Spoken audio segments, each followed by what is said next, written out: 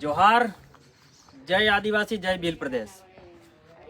આજે અમે દાહોદ જિલ્લાના જાલોદ તાલુકાના ગેસવા ગામની પંચાયત ઉપર આવ્યા છીએ। ગેસવા ગામના ગ્રામજનોની એક રજૂઆત છે કે આ જે પંચાયત મકાન જોઈ રહ્યા છો તમે, લગભગ 40 વર્ષથી વધારે સમય થઈ ગયો છે। એ પણ ઠરાવ થઈ ગયો તેમ છતાં, મંજૂરી માટેનો ઠરાવ થયો છે, રજૂઆત થઈ છે, તેમ છતાં આ નવીન પંચાયત બનાવવામાં આવી નથી। તો આજ રોજ અમે ગેસવા પંચાયત ઉપર ચાલુ ડેપ્યુટી સરપંચ અને અન્ય બીજા 3 ચાલુ સભ્યોને પૂછવા માંગીએ છીએ કે તેમની શું રજૂઆત છે। આપણે જાણીએ શું રજૂઆત છે।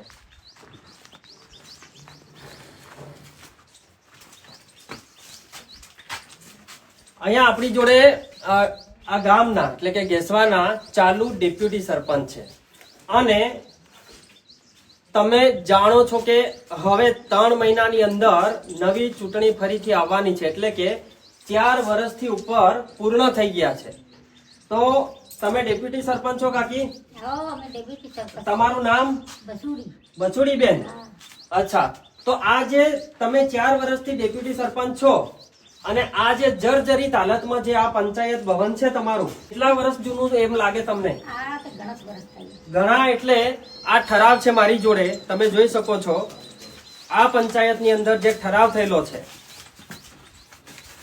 એ ઠરાવની અંદર તમે જોઈ શકો છો કે તારીખ 14/9/2024 ના રોજ આ ઠરાવ થયેલો છે અને અંદર સ્પષ્ટ લખેલું છે કે 40 વર્ષ ઉપરાંત, એટલે કે આપણી આ ગેસવા ગામની જે પંચાયત છે તેને 40 વર્ષ થઈ ગયા છે અને તેમ છતાં નવીન જે ઠરાવ થઈને નવીન કાર્યાલય બનવું જોઈએ એવી જે માંગણી છે એની આપણે આજે રજૂઆત સાંભળવા માટે આવ્યા છે।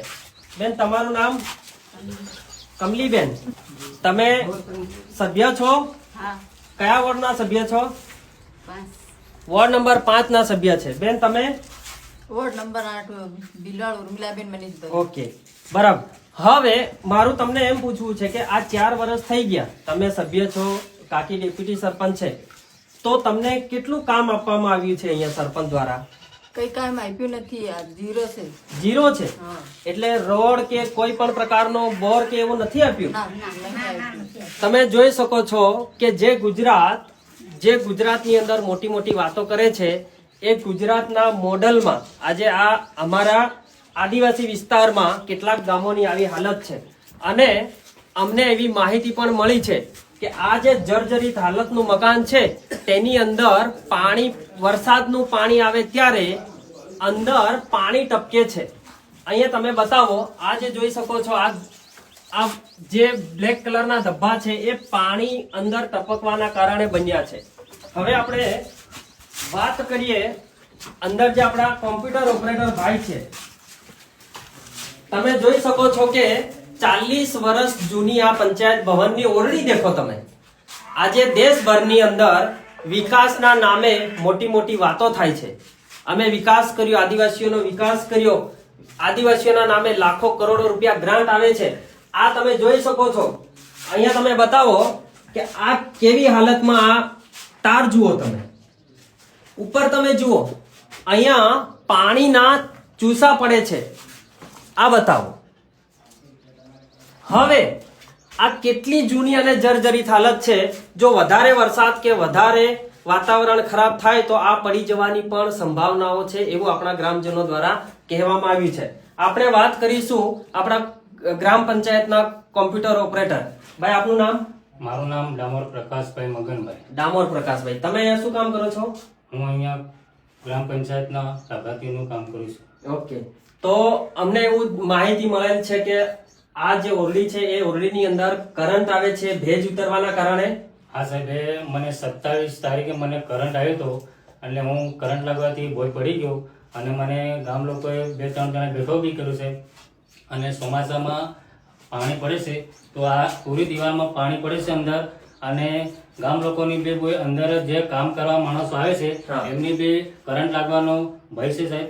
અને અંદર ચોમાસાની અંદર બેસાય એવું નથી અને આ રૂમ અંદર ચોમાસામાં પડે એવું છે સાહેબ. અને કોઈ કામગીરી થાય એવું છે નથી ચોમાસાની અંદર. અને મને પણ સાહેબ અહીંયા હાથ ઉપર ચોટ લાગ્યો છે. આ બતાડો. અહીંયા મને હાથ ઉપર કરંટ લાગેલો છે અને એના કારણથી મેં પંચાયતના બોડીના સભ્યોને જાણ કરી સાહેબ કે મને આ તકલીફ છે, તો મને આ તકલીફ દૂર કરી આપો એવી મેં ગામના બોડીના સભ્યોને જાણ કરી ને આગળ રસ્તો કર્યો. એટલે સરકારશ્રીને મારી નમ્ર વિનંતી છે કે મારી આ પંચાયત નવીન બને એવી મારી આશા છે. તો તમે સાંભળ્યું કે આ આપણા પંચાયતના પોતે કોમ્પ્યુટર ઓપરેટર છે અને તેમનું એમ કેવું છે કે અહીંયા કરંટ આવે છે. તો હું જાગૃત વ્યક્તિ તરીકે કહેવા માંગુ છું કે જો આ ભાઈને ભવિષ્યની અંદર કરંટ લાગવાથી અથવા તો આજુબાજુના કોઈ પણ વ્યક્તિને અહીંયા કરંટ લાગવાથી જો મોત થશે તો તેની સંપૂર્ણ જવાબદારી આ તંત્રની અને આ ગામના સરપંચની રહેશે. કારણ કે તમે જોઈ શકો છો કે 2014 થી ઠરાવ થઈ ગયો છે કે ભાઈ આને આપણે નવીન કાર્યાલયમાં ફેરવવાનું છે. તેમ છતાં હજી સુધી આ ગામના સરપંચ અને અન્ય તેમના આગળના આગેવાનો દ્વારા કોઈ પણ પ્રકારનો નિર્ણય લેવાતો નથી. હવે આપણે વધુ વિગતે જાણીએ ગામના વડીલો શું કહેવા માંગે છે. હજી પણ આપણી જોડે એક સભ્યશ્રી બેઠા છે. તમારું નામ? Jigarbhai Narsinhbhai Rejan, ward number? Ward number 4. અત્યારે તમે જાણો છો કે ભાઈ 4 વર્ષ પૂરા થઈ ગયા છે અને 3 મહિનામાં પાછી ચૂંટણી આવવાની છે. તો આ ગામના સરપંચ દ્વારા ગામમાંથી તમને કેટલી ગ્રાન્ટ આપી તમારા વોર્ડમાં? કોઈ હવે મારે મકાની સર લાગે છે, જે સરપંચનું ગામ છે ત્યાં જ મારે વોર્ડ નંબર 4 એમાં શું કામ કર્યું શું નહીં કર્યું મને કોઈ માહિતી નથી. ખાસ બીજી કોઈ વાત, જાણ કરવામાં આવી નથી. બરાબર. હવે ગ્રામ સભા ભરાય છે તો ગ્રામ સભામાં તમને જાણ કરવામાં આવે છે? ગ્રામ સભા ભરાય એમ? ગ્રામ સભામાં કોઈ જાણ કરતા નથી. આજે તમે વિચાર કરો કે આ શિક્ષિત ગુજરાતના મોડલની અંદર આ આદિવાસી અમારા વિસ્તારની અંદર આદિવાસી પ્રતિનિધિઓ હોવા છતાં જે સરકારના કેટલાક ચાટુકારો છે, આ જે છેલ્લા વર્ષોથી આ વિસ્તારમાં પોતાનું પ્રતિનિધિત્વ કરતા કેટલાક સરકારના ગુલામ લોકો, તાલુકા સભ્ય, જિલ્લા સભ્ય કે કેટલાક સરપંચો આ ગામને અંધારામાં રાખીને કરોડો રૂપિયા ચાવ કરી જતા હશે એવું સ્પષ્ટપણે લાગી રહ્યું છે. કેમ કે ચાલુ ડેપ્યુટી સરપંચ અને ચાલુ સભ્યોને જો ગ્રામ સભામાં ન બોલાવવામાં આવે તો તમે વિચારી શકો કે ત્યાં કેટલું કાળું કામ થતું હશે. હવે આપણે જોઈએ કે આ જે ગામનો સભાખંડ છે કે જ્યાં ગ્રામ સભા ભરાવી જોઈએ, 40 વર્ષ થઈ ગયા છે, તેમ છતાં અહીંયા તમે જોઈ શકો છો કે આ વિકાસ જોવાય છે આપણને. આ નવું પંચાયત બનાવવા માટે કદાચ ઈંટોની મંજૂરી મળી હોય એવું મને લાગે છે. નવી પંચાયતની ઈંટો કદાચ આવી રીતે હોઈ શકે. તમે આ જર્જરિત હાલત જોઈ શકો છો. આ તો અત્યારે છેલ્લા 2 વર્ષની અંદર આ રિપેરિંગ કરવામાં આવ્યું છે, બરાબર ને? હવે તમે જુઓ અહીંયા પણ પાણીનો ભેજ ઉતરવાથી ધબ્બા પડી ગયા છે. આ બાજુ દેખાડો. આ પાણીનો ભેજ ઉતરવાથી અહીંયા ધબ્બા, આ રિપેરિંગ કરેલું કામ છે. આ તમે હાલત જોઈ શકો છો. આ શું હાલત છે?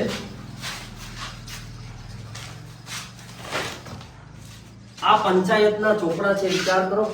આ નજીક લાવીને દેખાડો ભાઈ. આ પંચાયતના ચોપડા છે એવું લાગે છે સ્પષ્ટપણે. હવે તમે વિચાર કરો કે આવી હાલત છે આપણા વિસ્તારના લોકોની. હવે હું વારાફરતી આ દેખો ખુરશીઓ પણ આવી રીતે આ ડીશ આપવામાં આવેલી છે ગામના લોકોને. આપણા વડાપ્રધાન કે આપણા રાષ્ટ્રપતિ કે કઈક સારા કાર્યક્રમો હોય જાગૃતિના તો બતાડવા માટે આપેલી છે. આવી કંગાળ હાલતમાં આ તમે જોઈ શકો. આ તમે બારીથી બહારની બાજુ દેખો, રીતસર સળિયા જોવાય છે. આ સળિયા જોવાય છે. આવી હાલત છે ભાઈ આ ગામની. તો હવે હું એક જાગૃત વ્યક્તિ તરીકે વડીલને પૂછવા માંગીશ કે છેલ્લા કેટલા વર્ષથી આ વિસ્તારની હાલત ખરાબ છે? તમારું નામ? અમારું નામ ડામોર કાળુભાઈ કેન્દ્રભાઈ, ગામ ઘેસવા. અમે વર્ષોથી આજે 40 વર્ષ થયા પંચાયતને જર્જરિત છે. અમે તમામ તલાટી 7 તલાટીઓ બદલાઈ ગયા. એમને ઠરાવો કરતા કરતા અમને આજ સુધી ઓપરેટરશ્રીએ અમને જાણ કરી કરંટ લાગવાથી પછી અમે સરકારના કાર્યકર્તા તરીકે છે ત્યાં છતાં અમારું દરિયાનું પાણી હલતું હોય તે એમનું પાણી હલે એ રીતે અમે તમામ નિવેદન લખ્યા છે, તમામ પત્ર લખ્યા છે, પણ અમારો અમલ અમારા જ આગેવાનો નથી કરતા ને અમારી પ્રશ્નનો હલ માટે એ આગળ પગભર કરતા નથી અને અંધારામાં ઉભા રાખે છે અને ત્યાંના ત્યાં જ માણસોને આજે તમામ ઓપરેટરશ્રી અને મારા પંચાયતના નાગરિકોને આજે આવો મકાન સરકારશ્રીની ફેસિલિટી મકાનો થઈ ગયા. અમારે ગેસવા ગામ બોર્ડર વિલેજ છે. બોર્ડર વિલેજમાં આજે ચોમાસાના અંદર કોઈ ઉપર મકાન જર્જરીમાં નીચે પડશે તે જવાબદાર કોણ?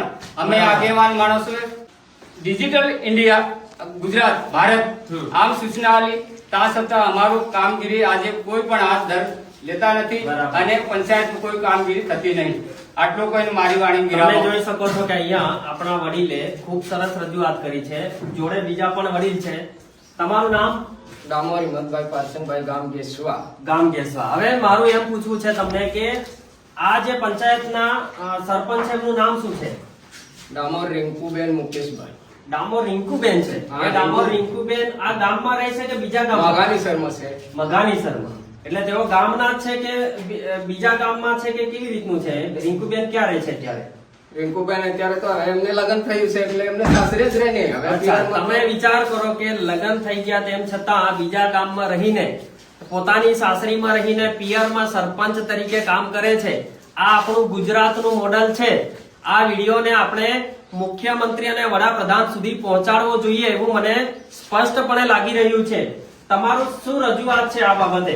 આ બાબતે સાહેબ અમારી શું રજૂઆત કે પંચાયત ઘર આજે 40 વર્ષથી જૂનું બહુ પુરાણી છે. બરાબર. તે દિવસે હવે અમારો ઓપરેટર કે મેં અહીં કરંટ લાગવાથી અંદર પડી ગયો. પડ્યા પછી 2 જણ હતા, એમની બી પેલાની ઉઠાડવા ગયા એટલે એમની બી કરંટ લાગ્યો. તે અમારી સરકારશ્રીને નમ્ર વિનંતી છે કે જલ્દ સે જલ્દ અમારું પંચાયત ઘર નવીન અમને બનાવી આપવાની શક્યતા રાખે. જી દેખો, તમે અહીંયા જોઈ શકો છો કે આ 2024માં એક ઠરાવ થયેલો છે. એ ઠરાવમાં સ્પષ્ટપણે લખેલું છે કે 40 વર્ષ ઉપરાંત થયેલી આ જે કાર્યાલય છે એમાં નવું કાર્યાલય બનાવવામાં આવે એવી રજૂઆત ગ્રામજનો દ્વારા અને પંચાયતમાં રીતસર ઠરાવ થયેલો છે. તો આ ઠરાવને પણ આપણે કાગળ ઉપર મૂકીશું વિડીયોની અંદર. ત્યારબાદ આપણે અહીંયા વડીલ છે, આપનું નામ? રાજુભાઈ સિન્હાભાઈ. રાજુભાઈ, તમને પૂછવા માંગીશ કે આ ગામની આ વિકાસની વાતો થાય છે એમાં ખરેખર વિકાસ થાય છે કે પછી ખાલી બતાવવામાં બોલવામાં જ આવે છે? ખાલી બતાવવામાં આવશે. કોઈ 5 વર્ષ પૂર્ણ થવા કરે પણ આમાં કોઈ કામગીરી નથી થતી. અને જે કે મને કામગીરી આલી એમ કે તેને હાલ આવે અને હું બતાવું કે આ કામગીરી કઈ કરી તમે, હું બતાવવા તૈયાર. તો મારો એવો પ્રશ્ન છે કે આપણી સરકાર દ્વારા દરેક પંચાયતની અંદર લાખો રૂપિયા ગ્રાન્ટ આવે છે, લાખો રૂપિયા. એ ગ્રાન્ટ વાપરી નાખે તેમ છતાં પૈસા ઉઘરી જાય એટલી ગ્રાન્ટો આજે સરકારશ્રી દ્વારા મંજૂર થાય છે. અને તેમ છતાં આ તમે ગેસવા ગામની પંચાયતમાં આપણા જે ગ્રામજનો છે, આપણા સમાજના લોકો છે, તેઓ એવું કહી રહ્યા છે કે અહીંયા કોઈ પણ પ્રકારનો વિકાસ થતો નથી. કોઈ શ્રેય થતો હજી 3 મહિના બાકી છે આવું ચૂંટણીના. એ તો આ કોઈ કામકાજ થતું નહીં. 5 વર્ષથી કોઈ આપણા પૂર્ણ થવા કરે તો કોઈ કામકાજ થતું નથી. અમારી માંગણી એ છે કે અમારે કોઈ બી વોટ પ્રમાણે વોટ સભ્ય છે એને પ્રમાણે કામમાં વહેંચણી કરે એ અમારી માંગ છે. દેખો, આપણા ગામનો વિકાસ કરવા માટે સરપંચ નિમવામાં આવે છે, એટલે કે ચૂંટણી કરવામાં આવે છે અને દરેક ફળિયાના લોકો સભ્ય બને છે અને આ સભ્યોને લોકોને અંધારામાં રાખેલા છે. સભ્યોને અંધારામ રાખ્યા છે, પછી લોકોની તો વાત જ ક્યાં આવે? તમે વિચાર કોઈ કરો. ગમતું જ નહીં સાહેબ, સભ્યને કોઈ ગમતું જ નહીં, કોઈ મિલ્યું નહીં. એનો મતલબ કે આ ગામની અંદર તાનાશાહી ચાલી રહી છે. આ તાનાશાહી. બરાબર ને? હવે તમે જોઈ શકો છો કે અહીંયા આપણા યુવા લોકો પણ હાજર છે. તો હું જાગૃત યુવાઓને પણ પૂછવા માંગીશ કે આ ગામનો વિકાસ કેવો છે અને કઈ રીતે ચાલે છે વાતાવરણ. તમારું નામ બોલો. મારું નામ કટાર રાજેશભાઈ સુકાભાઈ છે. હું ગામ ગેસવાના રહેવાસી છું. અમારા યુવાનો જે છે એમાં આ પંચાયત પેલા ઘર તો ભણવું જોઈએ. જે પંચાયત ઘર અમે જાણવા ત્યાંથી આવું જ દેખા મળે છે. નવું ભણવું જોઈએ અને યાદ ભણવું જોઈએ. પાછું એ જગ્યા બદલી કરીને મઘાની સાહેબ અમે લઈ શકીએ છીએ. આપણા અહીંયા ગ્રુપ ગ્રામ પંચાયત છે, બરાબર છે? તો મઘાનીસર પણ એક પંચાયત એડ થઈ છે. તો જો કદાચ ચાલુ સરપંચ એવું કહે કે ભાઈ અમારે મઘાનીસરમાં બનાવવું છે, તો શું તમને મંજૂર છે? ના મંજૂર નથી. અમારે આજ પણ અમારે ગ્રામ પંચાયત ઘેસવા લખા છે, મઘાસર ગામ આવતું નથી એની અંદર. ને વર્ષોથી અહીંયા છે. એનો નિમાય ગ્રામ સભા ભરે છે પણ ગામને કોઈ આગેવાનોને ખબર નથી પડતી. 40 વર્ષ જૂની છે. અચ્છા તો તમે જોઈ શકો છો કે આ 40 વર્ષ ઉપર થઈ ગયા તેમ છતાં આ મકાન એટલે કે આ પંચાયત ગામની જે પંચાયતની ઓફિસ છે તેની હાલત ખૂબ જ ગંભીર છે. અને આપણા વડીલોની રજૂઆત પણ એવી જ કરવામાં આવી છે કે ભાઈ અહીંયા નવી પંચાયત બને. અને હું જે મારા હાથમાં કાગળ લઈને બેઠો છું તેની અંદર તલાટી કમ મંત્રી કોઈ પટેલ સાહેબ કરીને હતા, તેમની સહી પણ કરેલી છે, ઠરાવ પણ થઈ ગયો છે. હવે અમે એવું સરકારશ્રીને રજૂઆત કરવા માંગીએ છીએ, આ સરપંચશ્રીને પણ રજૂઆત કરવા માંગીએ છીએ કે ખૂબ જ ટૂંક સમયની અંદર, ખૂબ જ ઓછા સમયગાળામાં આ જે પંચાયત છે તે નવી બનાવવામાં આવે અને સુવિધાથી સજ્જ બનાવવામાં આવે, જેથી આજુબાજુ આ જે 40 વર્ષ જૂના શૌચાલય છે, આ શૌચાલયની હાલત દેખો. ઘર ઘર શૌચાલયની જે વાત કરે છે જે સરકાર, તે સરકારની અંદર સરપંચ દ્વારા કેવા સુવિધાના કામ કર્યા છે તે તમે જોઈ શકો છો છેલ્લા 40 વર્ષથી. આ જે જર્જરિત હાલતમાં એની ઉપર જે છાજલી છે તે છાજલીને તમે જોઈ શકો છો.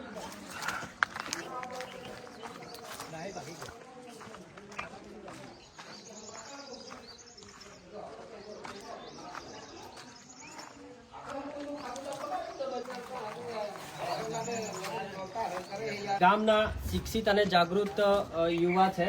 તમારું નામ? મારું નામ ડામોર આશીષ કુમાર. તમારી શું રજૂઆત છે? સાહેબ મારી રજૂઆત એટલી જ છે, આ પંચાયત ખરું ને આજે 40 વર્ષ ઉપર થઈ ગયા, અચ્છા, આજ સુધી બનાવવામાં આવ્યું નથી અને ઠરાવ 2024 નો કરેલો છે. તો આ પંચાયત ક્યારે બનશે? સરકારને મારે એટલી જ નમ્ર વિનંતી અપીલ કરવી છે કે તમે મોટી મોટી વાતો કરો છો, મોટા મોટા તાઇફાઓ કરો છો, ગુજરાત મોડલ ની વાતો કરો છો, ડબલ એન્જિન ની સરકાર છે, તો આ શું છે? 40-42 વર્ષ થવા કરે, આને કઈક ધ્યાન દોરો. બરાબર. અને મારા પંચાયતમાં જે ઓપરેટર પીસી ખરા ને એમને 3 થી 4 દિવસ થયા કરંટ લાગ્યા, એ નીચે પડી ગયા. એટલા માટે આજે અમે ગામ લોકો બધા મળીને આ આયોજન કર્યું છે. બરાબર. તો ગ્રામજનોની એક જ રજૂઆત છે કે આ કાર્યાલય નવું બનાવવામાં આવે અને તાત્કાલિક ધોરણે એને ખાતમુહૂર્ત કરવામાં આવે. અને બીજું કે આ પંચાયતની અંદર કોઈને પણ કરંટ લાગ્યો અને કોઈને પણ જો જાન